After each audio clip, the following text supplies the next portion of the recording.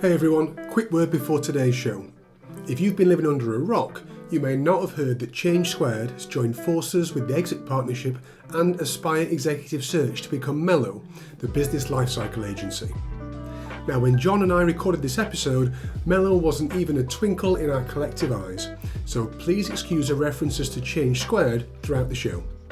Okay, that said, let's get into it. With each day that passes, technology becomes more and more ingrained in every aspect of our life. In our personal lives, in our businesses, and in our work.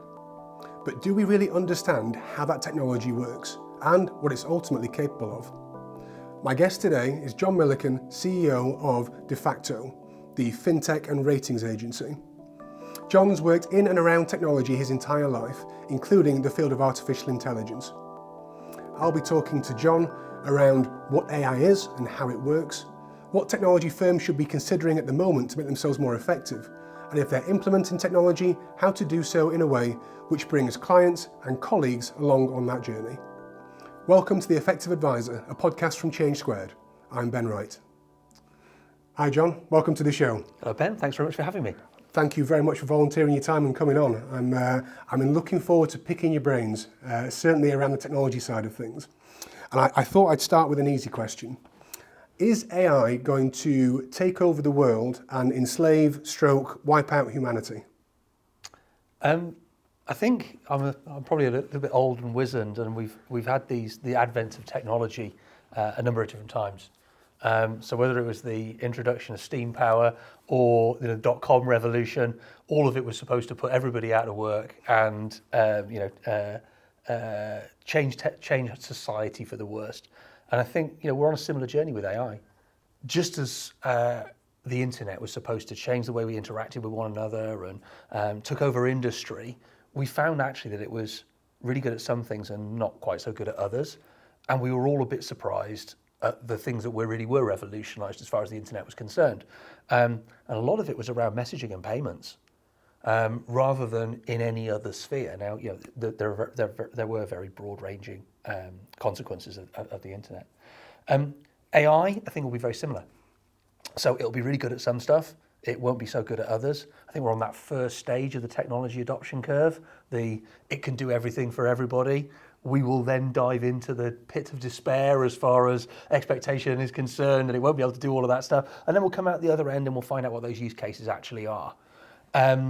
I suspect it will be very good at generating content. I suspect, and that could have problems associated to it with spoofing and attacks on fraud and all those sorts of things. I suspect also it will be good at things like pattern matching and helping us with the decision making. It will be less good at things like creativity. So if you're making decisions. And they are not standard decisions, they involve lots of different inputs.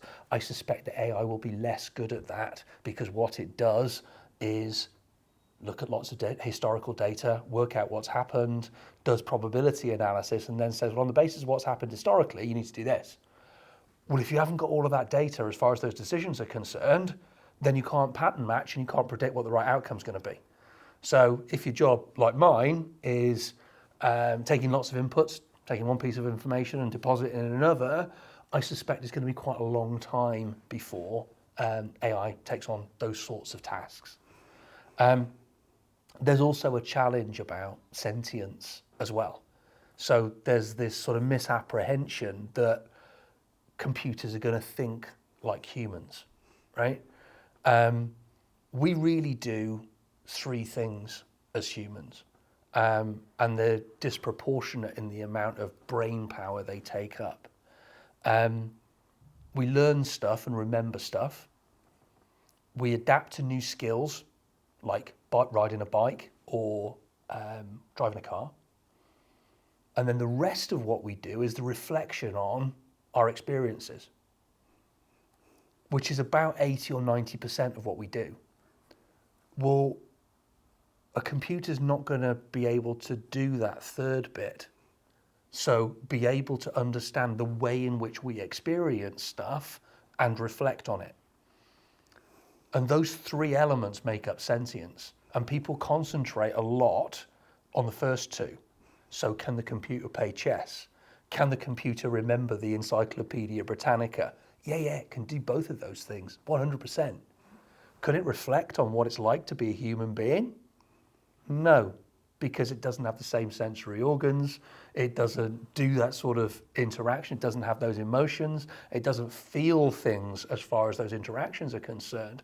So a huge part of what it's like to be a human, a computer is very unlikely to be able to replicate, even though it can do those first two things quite well and can probably kid you into thinking that it can do the third bit because of your interactions with it. But in fact, it can't.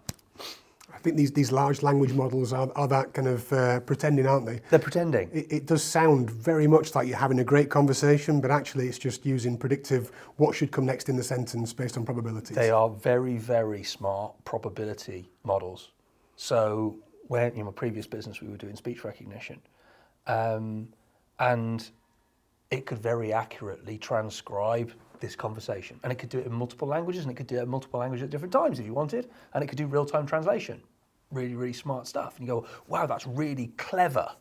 And you go, well, it sort of is, but it's not really intelligence, because what it was really doing is saying, well, I'm going to break everything down into what they call phonemes, which were sub-second snippets.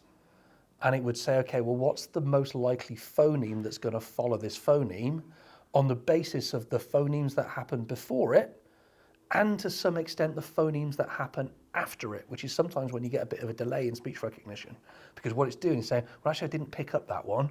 So on the basis of that probability analysis, what's the most likely phoneme that fits in there?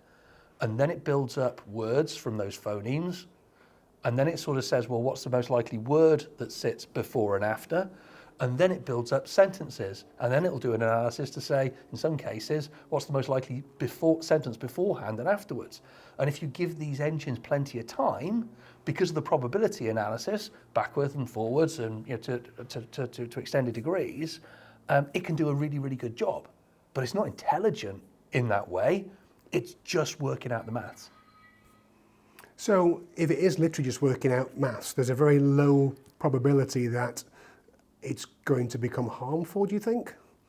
I think it depends what you mean by harmful. I think people immediately leap to AI engines are going to take over the world. It's the whole Terminator, Judgment Day, all that type of thing. Well, that's very unlikely to happen because, well, I mean, you could always put one of those machines in the hands of a bad actor, okay? So if you were, if you had an AI engine that was instructing robots on the field of battle, right? Which is not unlikely, probably. Which is not unlikely. I mean, you maybe seen the news today in the fact they've got very, very bad weather in Ukraine. And they say, well, actually, that's quite a good thing. The weather's not great, but it's a good thing in the fact that you're not going to have so many drones because they can't cope with the weather. So you see how automated the battlefields become. So in that circumstance, you say, oh, wow, yeah, that could be really catastrophic. However, also, you delve a little bit more deeply as far as the war is concerned. What's causing a lot of the damage at the moment is conventional weapons. It's mines and things like that. There was also, before the war, a lot of talk about how you could disable large pieces of infrastructure with AI and running malware and viruses and those sorts of things. That hasn't really happened because you've ended up with a little bit of an arms race between the defense and the attack. And actually, if you've got similar sorts of technology on either side, then you can counter one another. And actually, it sort of ends up nullifying one another to some degree, and that's largely what's happened. I think we will see much more threat if we're not at war with people and raining weapons down on one another. The threat, I think, will come much more through impersonation. It's that element we were talking about earlier. So what can we believe? Is it really Rob interviewing me, particularly maybe if we're on video conference or something like that, or is that being artificially generated? Is there an imposter? And arguably it would be most damaging if behavioural traits were only changed slightly. So you might have seen the stuff over the last week or so with Donald Trump in various different positions, and that's quite easy to sniff out. right? Because you go, well, that's just, Donald Trump isn't in prison, and that type of thing. So I'm not really fooled by that.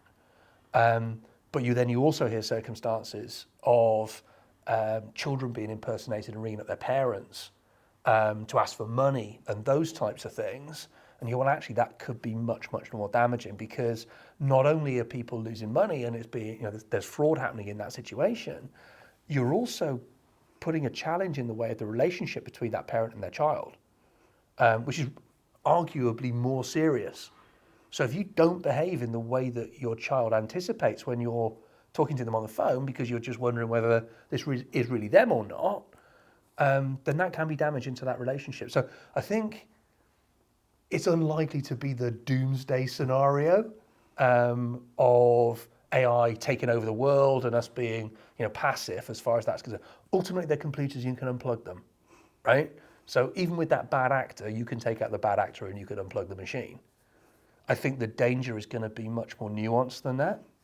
And it's going to cause a challenge as far as the way in which whether we believe media, our interaction with one another, those sorts of things, because of that trait of computers being able to spoof real human behavior rather than their ability to be able to act intelligently and take over from human beings, which I'm not sure I necessarily believe. I must admit, I was with a firm last week talking to them, and they're quite a tech-driven IFA business. So they do mass market, a lot of employer workplace schemes, that type of thing. But they use technology in most of their business, and they can now deliver advice for £150, which absolutely floored me. But one of the things that they're doing is in their annual review process, they now send out the annual review letter with a video with an avatar explaining the key points. Right. And I've seen avatars many times before. I've even used them a couple of times in different projects. These ones were fantastic. Yeah. It was very difficult to tell it wasn't a real person. Yeah. And you can imagine if you just fed the lines in for whatever it was and you changed the face to somebody Right. famous, suddenly that's a dangerous message, isn't it? Yeah, completely. So- David Beckham delivering your financial advice. I mean, that'll be interesting. The other thing that's blown me away recently, I guess it's been a 2023 thing, are the generative AI engines that can take notes, give you the key messages from any conversation, put the actions at the bottom of the page and send it out almost by the time you finish the meeting. Those sorts of things, talking more positively, are really interesting and can really drive efficiency into IFA firms as well as lots of other areas of business. I mean, I've used one called Fireflies.ai. Yeah. Great. There's another one called Meet Geeks, does the same type of thing. But the output is getting really good, isn't it? Yeah. I mean, it's not perfect. And It's almost flawless though, isn't it? because I use AI pretty much every day for something, and overtly rather than covertly use it. So I log on to ChatGPT and I'll use that for content creation and things along those lines. And I find it's kind of 90% good now. Right. It still requires tinkering, but it's pretty close. And it's the same with the meeting outputs that, if you spent 5 minutes after the meeting, you wouldn't need a PA taking notes. It's that good.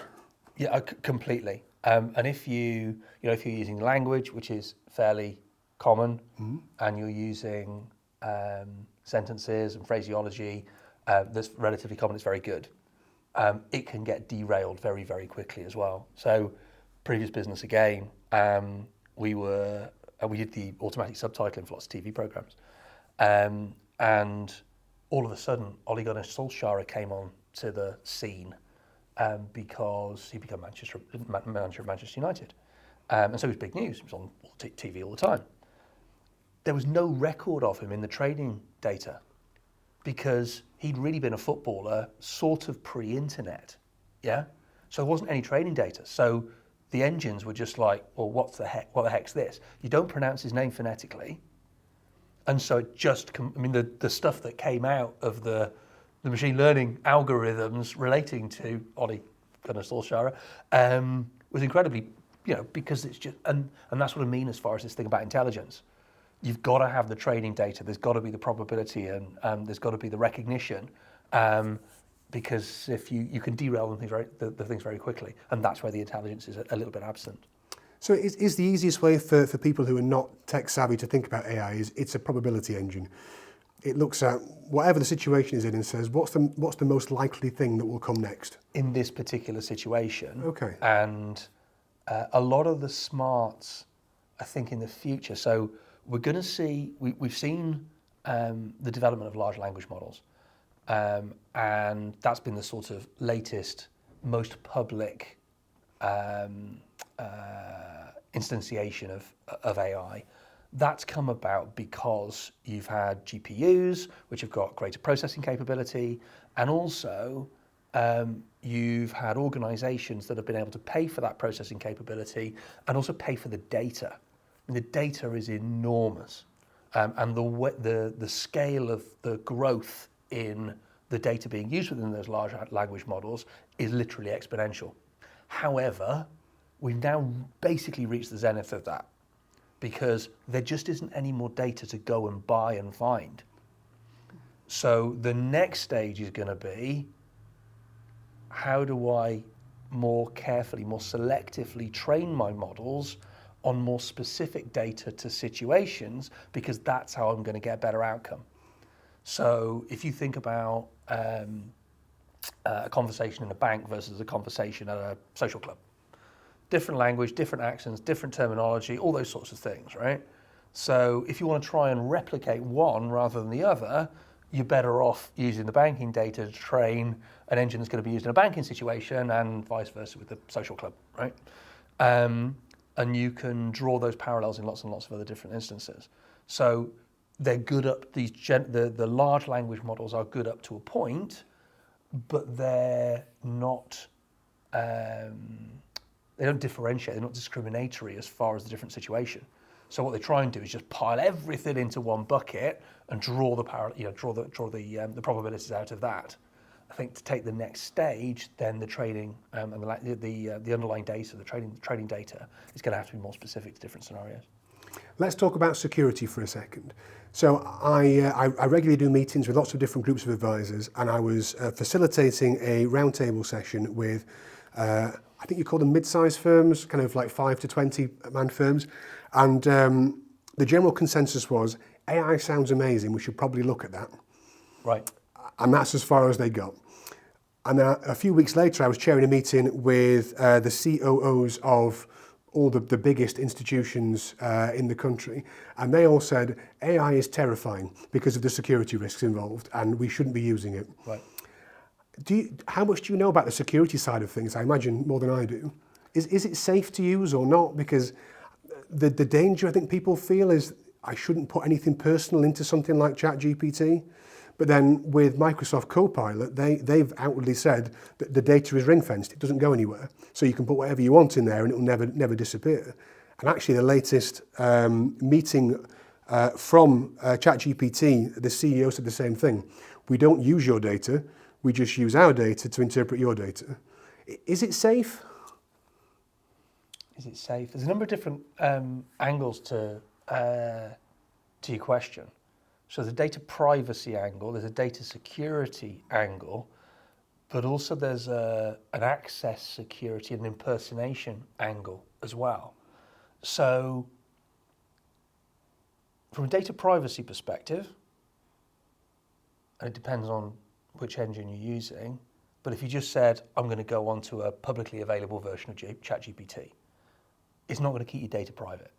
So you shouldn't really be putting anything in there that you want to keep secret. Also, it goes back to what we were saying about the probability analysis.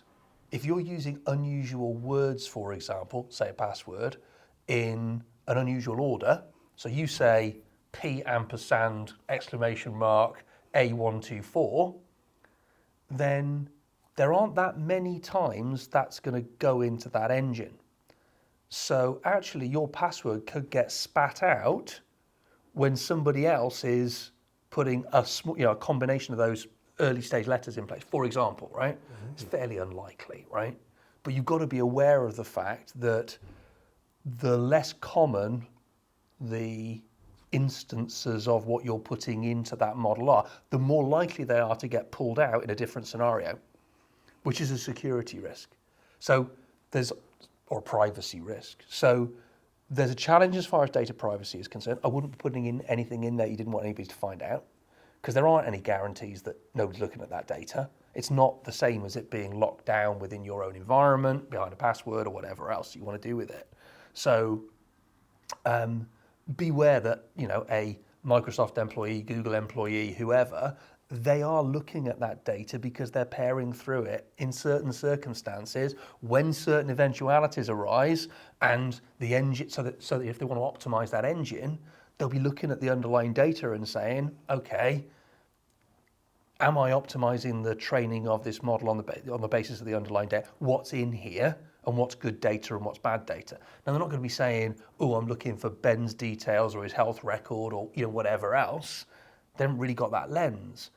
But you need to be aware that in a lot of cases, this is not stuff that's completely locked down. Okay, you have got that threat, if you like, that if you're putting stuff in there, it's going to pop out when somebody else uses the model, particularly if it's an uncommon combination of stuff. You've then got a potential security challenge from your COOs, which is the impersonation challenge again. So all of those models that they've been using and developing and growing because, bank security, investment company security is an arms race against the people who are trying to break down those security measures. They've been looking at, I guess it was passwords, yeah. You've got facial recognition, you've got voice recognition,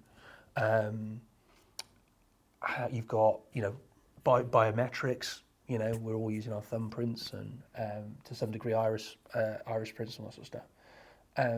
AI offers the opportunity to break down all of those things in a way that wasn't before. I mean, a lot of the bank account registration stuff involves you putting your head in front of a camera and moving from side to side and all that sort of stuff.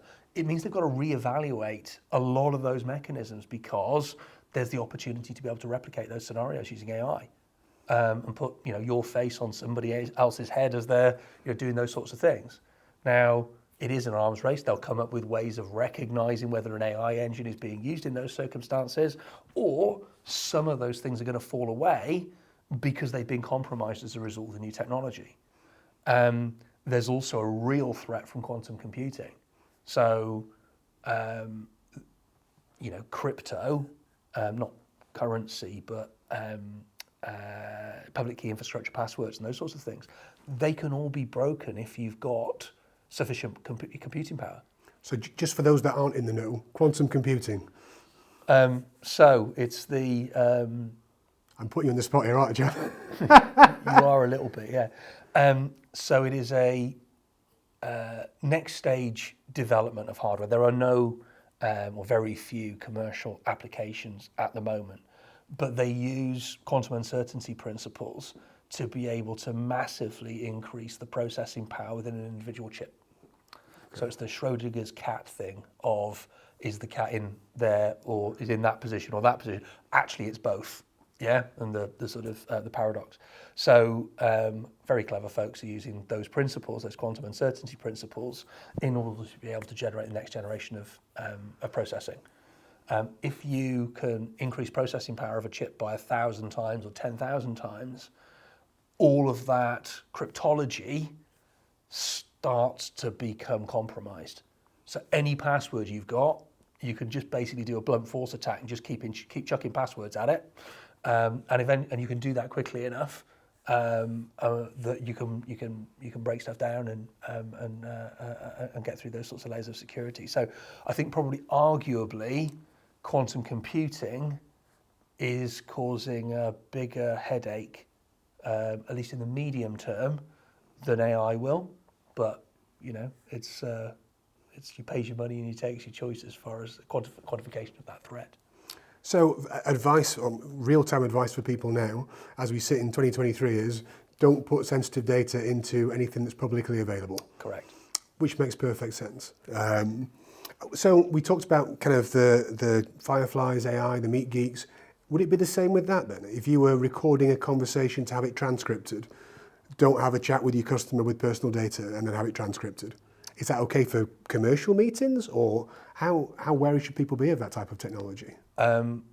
Be very well aware of the provider that you're using. and their privacy policy and how they tell you they're going to use their data. It does go back to the old adage that if you're not being charged for a product, you're probably the product yourself. So just be wise to it. Don't think that in using all of these tools, there is a guarantee that your data is going to be secure. And there are lots of different reasons for that. Your data could be being sold. It could be being used to train the engine that you're putting your data into. Or the security might not be particularly well locked down and somebody else could come in and steal it. So just be alive to the fact that all of those scenarios might exist. Do you see a place for artificial intelligence, machine learning, probability, whatever, in financial planning going forwards? I do, and I think again, it's sort of where AI is not going to settle evenly. It's not going to change everybody's life in every facet in the same way. So we've already identified some areas where I think it can drive real efficiency. Yeah. So it can report writing. It can take notes from meetings and it can transcribe the meeting for you, so you've got all of that information instantly available. It can give you a record so that if anybody ever comes back and says, okay, well, what happened in that conversation, and did you provide salient advice? Then you can provide provides opportunity in that area too, and also evidential means for compliance. The areas that we're particularly looking at are how you can use data and AI in order to be able to make the recommendation process more efficient and provide better recommendations to the client, because you can add, and this is very old terminology, but an element of fuzzy logic. So at the moment, an advisor will say, as they go through a research process, I don't want any funds that are charging more than 50 bips, or I don't want any funds that are going to be I only want funds that are going to appear on my platform, or I only want funds that have got performance of X over the last 5 years or 3 years. What happens if I got a fund at 51 bips that's going crazy as far as its performance is concerned? Well, that's been excluded. What happens if you want to put a recommendation forward and just check whether if all of those funds were sustainable or met the ethical standards that the client wanted to impose? What differences would that mean as far as that recommendation was concerned? So how quickly can I get there? Through understanding consumer buying behaviours, through understanding firm policy and the firm central investment proposition, but also understanding products in market as well, so the funds and the wrappers and the platforms that they exist on. If you've got data about all of those things, then you should be able to make that whole recommendation process more efficient for the advisor and deliver better client outcomes and be able to evidence the fact that you've done that to the regulator.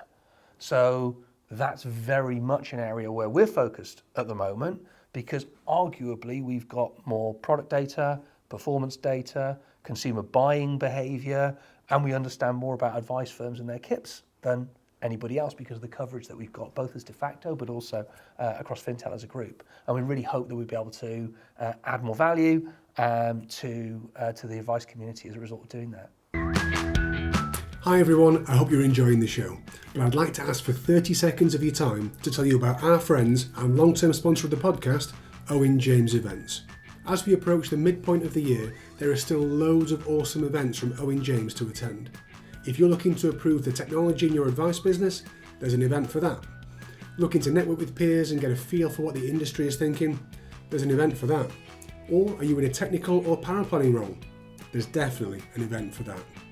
And if you want to run your own event, Owen James can do everything from breakfast briefings to full-on conferences with their red folder proposition. Check out owenjamesevents.co.uk for more information. Okay, thanks for listening. Now let's get back to the show. There's a cash flow modelling software out in the marketplace, without naming names, which has got AI built into it, which provides a list of recommendations based on the situation. Right. And the advisor can say, yes, I'll go with that one, or if they say, no, I don't want that one, it recalculates, then brings the next best one to the surface. And I thought, what a wonderful way of helping the advisor give advice by using that technology. And that particular company are about to introduce speech recognition. Right. And AI has been around forever, well, since the 50s, right? That was the first kind of concept around AI.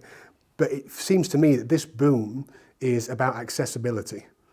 That's the reason that it's come to the fore now. Everyone's talking about it is because you or I can just access it tomorrow. And I'm wondering whether, rather than having to learn how to use these complex systems, if you had something like speech recognition, is that the catalyst to really make a change again? You know, you could say, what happens if I die at 90? Add a scenario where the market crashes and it just happens. You don't have to learn the systems. Do you think that would be kind of a game changer, really? There's definitely the potential. As humans, we're not necessarily great at revolutionary changes in user interfaces. I mean, you've probably got some form of speech recognition in your car, and you probably don't use it. Funnily enough, I'm probably the only person that does use it in my car. Right.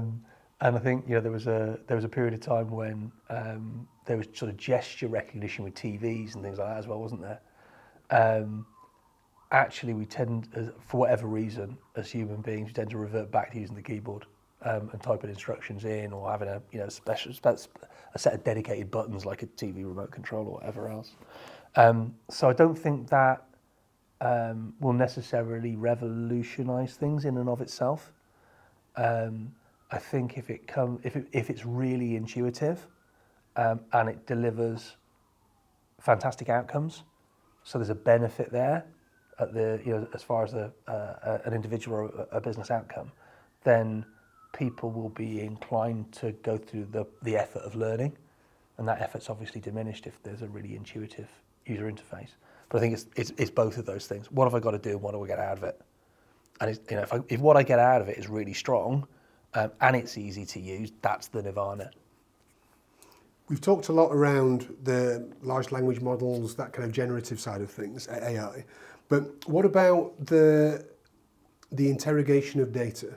Because I got corrected the other day. I was talking about AI and databases, and I got told, no, that's analytics. That's not AI. I'm like, oh, okay. And it started to go a bit confusing for me around that one. But maybe you could help explain what does AI do with data that just analytics doesn't do with data? So typically, if you have a database, somebody would say that you can either perform structured or unstructured learning on that data. So structured learning is, this is what a cat looks like. Look for cats in this data, right? Very, very basically. Unstructured learning is, look for matches in this data, right? So you do the analysis yourself. You find out where there's correlations in this data. So, do you sell more travel insurance when it's a sunny day? But you don't ask them that question. You say, just tell me where there's correlation in this data and try and pull. And some of it's just, it comes out and you go, well, there doesn't seem to be any logic that links those data points together. In other cases, you go, well, that's just completely logical. We'd have got there anyway. And in some cases, you go, oh, wow, yeah, I hadn't really made that link, but I absolutely understand why that might be. Like in the case of, it's sunny and therefore you're selling more travel insurance. So the unstructured learning is getting the machine to find the correlation. In structured learning, typically you're saying, I want you to find stuff that looks like this. So that's more the analytics side of things? Well, no, they're both AI. Okay. More conventional analytics is a human saying, I want you to link this with this and get an outcome for me. So I want you to tell me what the performance of that fund was over the last 5 years. And typically you wouldn't put that into a sort of AI category. Because I think that what really excites me about the whole AI being able to look at data is the unstructured learning. I think that's the bit that really intrigues me, because if I want to go and find something, that I'll either do structured learning where I'll say, look for things like this, or generally there'll be some kind of inbuilt bias, behavioural bias, won't they? Where I'll be looking for something to back up what I want to find. Reinforcement bias. Exactly. And what I'm really interested in is that, it's sunny, so more travel insurance gets sold. Or actually, more travel insurance gets sold when it's sunny and it's a Thursday. Right. It's that type of thing. And I just think that advice firms are sat on a gold mine of data, which they do nothing with. Right. Like literally nothing. And this has got to be so powerful for that, right? In some respects, yes. So, but you've got to have a lot of data. We were talking about generative AI. Arguably, the reason why generative AI has come to the fore is the GPUs, processing power, and the availability of data. It takes masses and masses and masses of data, terabytes of data, which most advice firms don't have. So, with the average advisor looking after about 100 clients, they might have been doing that for 10 years. So effectively, they've got 1,000 client years of data. It's unlikely you're going to be able to draw many conclusions out of that from on an unstructured basis, right? However, larger, and also within those smaller firms, is there the capability? Because this is still a relatively nascent technology. There isn't, there aren't well-developed tools like there are, say, in building websites or whatever else, that, on a technology that's been around for 20 or 30 years. It's the latest forms of AI are much newer than that, so those tools just aren't available. And also, people are not necessarily that familiar with it, so they don't necessarily know what to look for and, be able to use that stuff. And it is a bit of a common issue with advice firms in the fact that you need quite a high level of technical competence. You also need the time and the inclination. And a lot of advice firms haven't been set up to do AI. They've been set up to provide great advice to clients and help them as far as their financial futures are concerned. So, are they going to be able to do it for themselves? Probably not. Is it economic to be able to ship that data to somebody else, combine it with other data, and therefore get the benefit of something? Sort of, but it's going to be a challenge bringing together lots of different data sources from lots of different systems and trying to learn something sensible out of that. Our perspective on how we think that those sorts of technologies can be best used is in the aggregated data that we've got. So, we've done 42 billion of recommendations over the last 12 months. We've got 8,500 advisors with licenses. We've got the data which looks at their interaction with Engage and the buying processes that they went through and the outcomes that were ultimately delivered. We're buying a lot of data in as a business from other third parties around consumers and behaviour and who's buying what, in what segment, what they find important. So both from sort of empirical data sources, if you like, what these people are doing, but also from panels as well. So what they're telling us they're doing and what's important to them, and bringing all that data together at scale. We're also fortunate that we've got years and years of historic data. So we've got every insurance policy that's been issued in the UK since 2009, I think. That's the kind of volume of data that you need in order to be able to draw those conclusions. And we can then feed that back to the tools, mission critical tools that we're launching into market. So is that something you're looking at doing then, trying to bring that AI capability on that massive data that you've got? Yes, absolutely. And we're rebuilding our data architecture as we speak. And that will be relaunched in the first quarter of next year. So not just what we're really famous for, I guess, up to now, which is understanding feature, function, performance in some degree. It will be the full gamut of data. So everything propositionally. So initially for general insurance, but then we'll follow into other areas of the industry after that.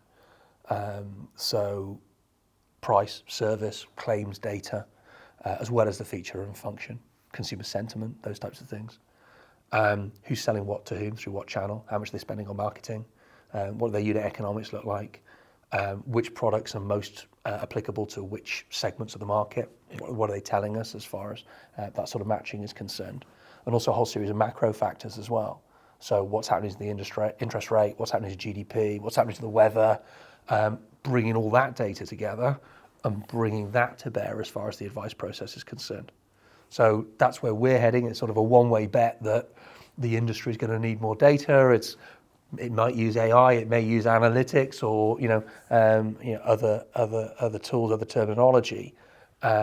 But ultimately, we think we can improve the quality of advice and the efficiency of advice through the use of that data. Sounds like a safe bet. We've talked loads about AI, and thank you for educating me. Certainly, I'm sure some people that are listening will have picked up some tips there as well. Just thinking more broadly about technology in the financial advice arena, what type of technologies, products, solutions should your kind of normal advice firms be looking at the moment to try and make themselves more efficient, effective, that type of thing? I think there are three principal pieces of tech every advice firm should have. They need platform access because they need to execute transactions, they need to get valuations, they need to understand whether they need to rebalance and those sorts of things. Everything points towards the fact that the platforms, in the main, want to maintain that relationship with the advisor direct. So I think there have been moves to integrate different platforms together into back offices and whatever else. I think it's going to remain a direct relationship between the advisor and that platform. So have a think about how many platform relationships you want as an advisor, and try and go with the minimum that you think is going to be able to service that client base. Second, you need a CRM or back office. Increasingly, I'm seeing firms with both. I'm not sure that's necessarily the right way to go, particularly larger firms where they need more of the CRM capability to do, marketing and client acquisition and those sorts of things. It would be fantastic if somebody was going to really take the lead in combining those two sets of technology. As you know, we've recently invested in a firm called Planner, who we really hope is going to take that whole back office or CRM market a stage further. So we're really excited about their launch and are fully standing behind it. We've already integrated with Engage, so I'm actually meeting for dinner this evening. So it'll be interesting to see what happens. But you need a back office, you need a CRM to hold those client records and to manage your interaction with those clients. And then a single front office as far as your financial planning. So we would argue that you only need one tool to do that. That should incorporate single standard methodology and should be a place where you can do fact find, do your cash flow planning, do your research, do your suitability report writing, and also things like switching products as well, both for new business and also for your review process. I think with those three key pieces of technology, place some bets. They're not going to be perfect at any level, but you think you're better off placing some bets and just relying on those three systems than you are trying to take best of breed and integrating them yourself. If you talk to most people within the technology sector, they might have tried at one stage to link together a load of best of breed solutions themselves and integrate them. It causes difficulties in other areas. So what happens when those versions change? What happens when the developer that you had to do the integration is no longer with you? What happens as far as the transfer of data between those different services? Does it work seamlessly? Well, unless they're using the same data schemas and the same definitions, it won't. And so you can spend an awful lot of time integrating and still ending up with a suboptimal solution. Why not let somebody else do the hard work and integrate at those three levels? And I think there is sufficiently different capability, sufficiently different skills, sufficiently different underlying data that I can't see those three things coming together anytime soon. So place some bets, pick the best in breed in each one of those areas.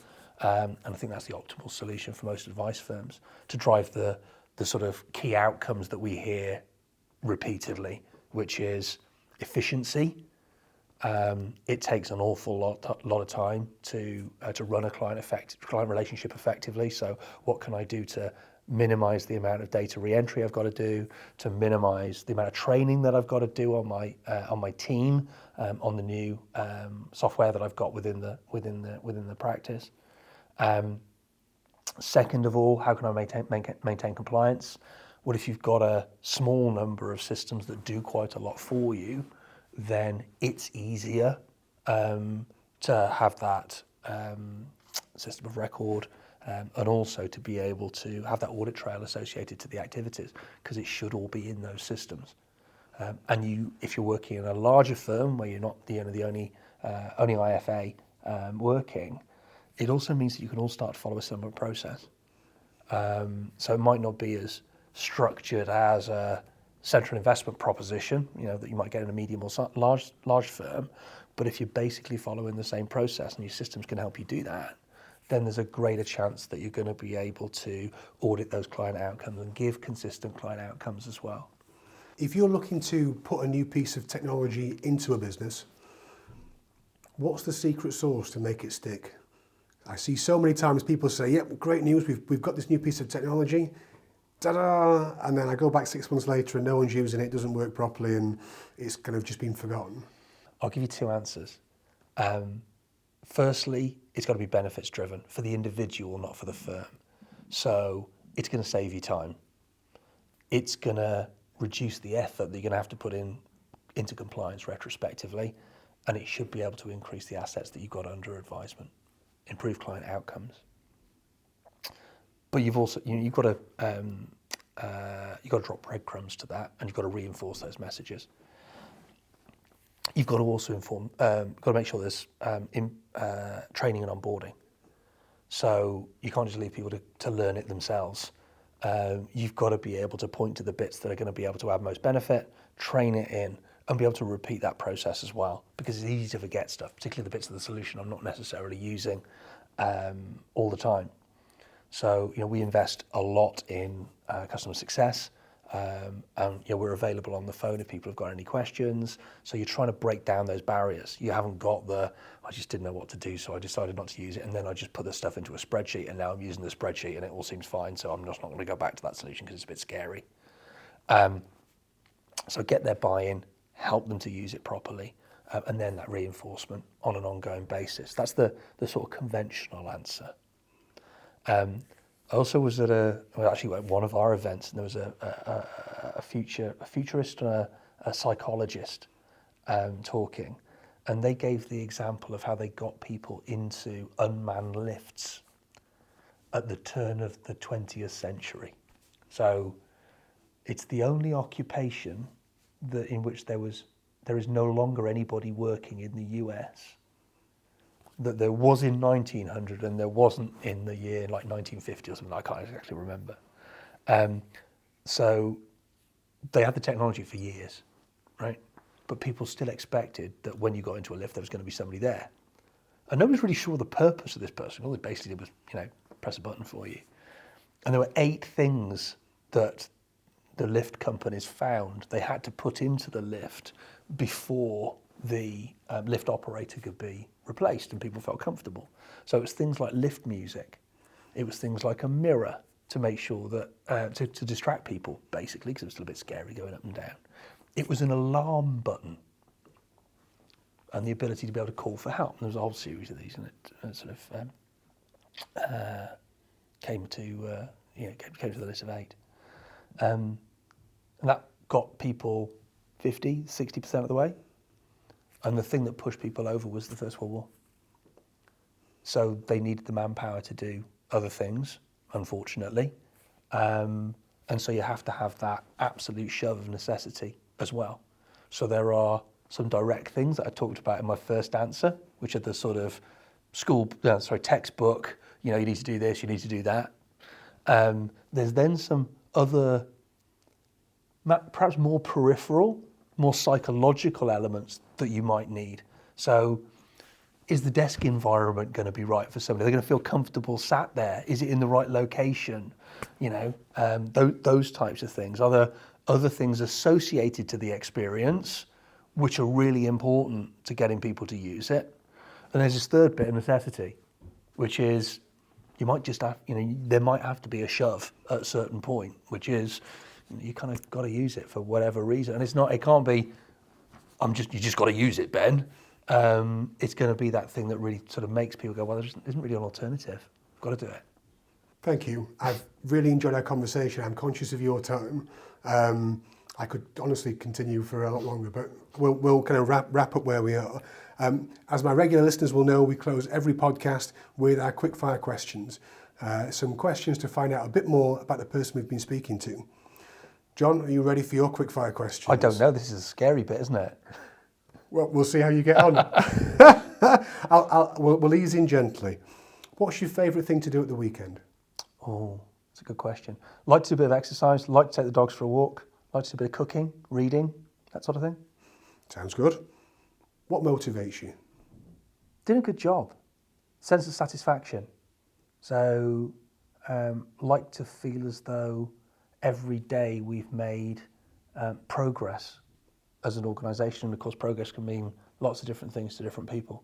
And that, that's part of the attraction of the job as a CEO. It's very, very varied.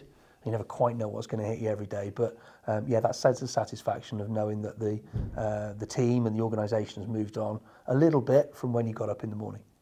What's something you've always wanted to do, but haven't yet had the chance to? Quite like to go to Japan. My wife's not that keen, but yeah, I'd like to do a holiday to Japan. It's one of those locations where people who who've been, I think you've been, haven't you, Ben? I've not. It's on my list. My other half doesn't want to go, but I'm quite keen. Right. Where people come back and say, it was amazing, so different, you wouldn't believe it. Really, learned a lot as a result of going there, because it's like no other place in the world. So yeah, go to Japan. What's something you've changed your mind about in the last year? Certainly business-wise, we've come up with a lot of ideas that we've then taken out to consumer research or customer research, and it's come back and there's not an interest. The thing that really surprised me was around portals. So I was a really keen advocate for putting a portal out into market and potentially getting clients to use those things more directly. Again, to drive advisor efficiency, because we felt people were ready. We surveyed it both with advisors and also with their clients, and neither party really wanted it. So we were like, we could do the fact find, we could do a bit of this, do a bit of that. What came back was there's still quite a big gap in client understanding of the advice process and why they've got to do these types of interaction. The advisors were very keen that they were on the spot to guide people through those types of processes. But also there was this sense that the advisor really wanted to add value, and that a lot about the advice experience was about person-to-person contact and people talking to another human being about their money. So that really shocked me and changed my mind. Never say never as far as these things are concerned, but it's really interesting feedback. What's the greatest life lesson you've learned? You can influence somebody and get them to do something, and it always takes about that amount of time. And you can do it in two ways. You can either tell them to do it, and it will take them that amount of time to adopt it, or you can take a much longer period of time and take them on the journey with you, and ultimately the period of adoption will be much, much shorter. And lastly, what advice would you give to your 10-year-old self? You're never going to be any good at golf. Give it up.